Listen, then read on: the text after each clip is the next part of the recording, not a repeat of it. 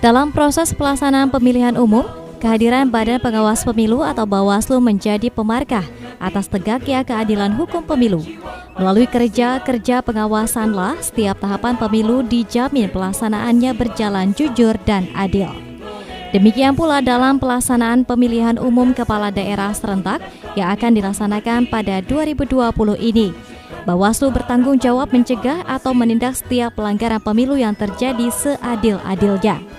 Pada tahun ini terdapat 4 kabupaten kota di Banten yang melaksanakan pilkada, yakni Kota Cilegon, Kabupaten Pandeglang, Kabupaten Serang, dan Kota Tangsel.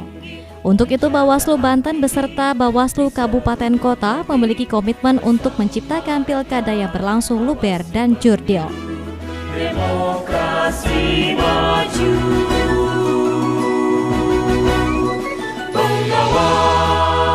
Bicara Bawaslu berarti bicara integritas. Tidak mungkin dapat mengawasi pemilu tanpa integritas yang tinggi. Bawaslu itu adalah mata dan telinganya pemilu.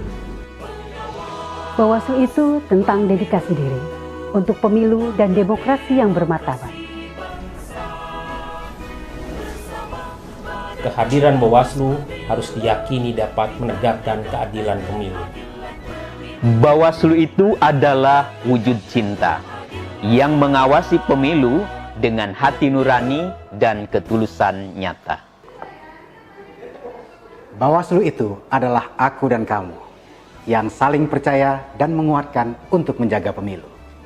Bawaslu itu tugas mulia, yaitu kerja-kerja pengabdian dan ibadah untuk bangsa dan negara. Bawaslu adalah lembaga yang dibangun di atas kepercayaan dan kredibilitas dalam menjaga kualitas pemilu.